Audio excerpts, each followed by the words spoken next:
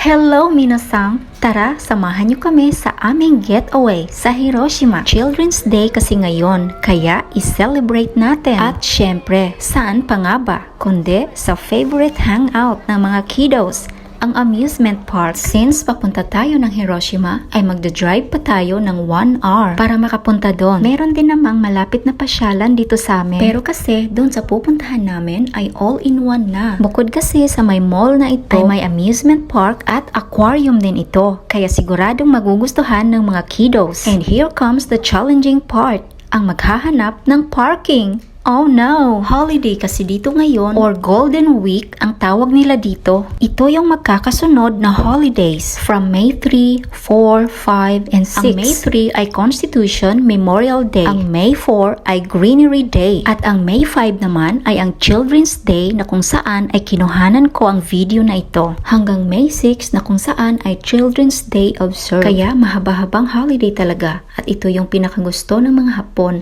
Syempre para makapagpahinga. Kasi alam nyo naman na napaka-workaholic ng mga Hapon. At syempre, para makapag-bonding sa family. Kaya lahat ng pasyalan dito ay puro puno.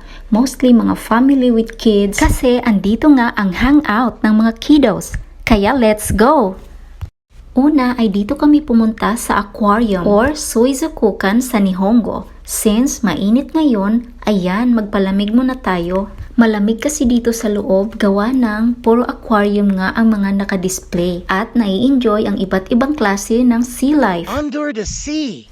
Nakaka-relax talaga silang tingnan. Kaya kahit matagal kang maupo dito ay okay lang dahil bukod sa malamig na ay may show ka pa. Kaso sayang naman kung maupo ka lang dito, ang dami pa kasing ibang display. Yes, ayan o, man-made stream pa sila. Ayan o, may mga fish din.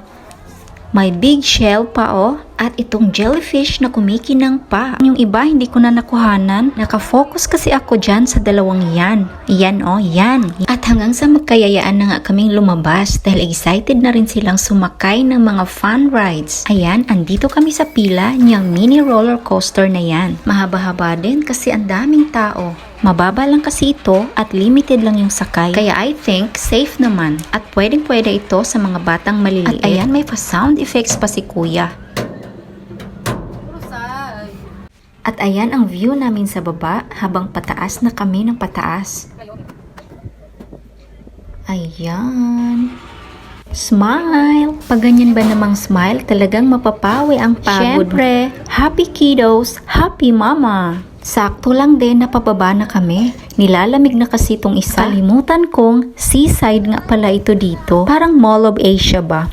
Tapos ayan, bumaba na kami. Ayan, fun ride uli. Pagbigyan. Since Children's Day nga ngayon, at yun naman talaga ang purpose ng pagpunta namin dito. At ayan, mag-recharge muna tayo at napapagod na ang lola nyo.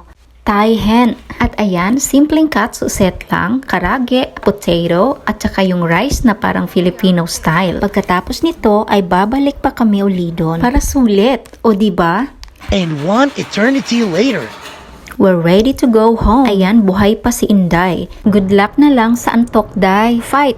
Gambaro! At hanggang dito na lang. Thank you for watching!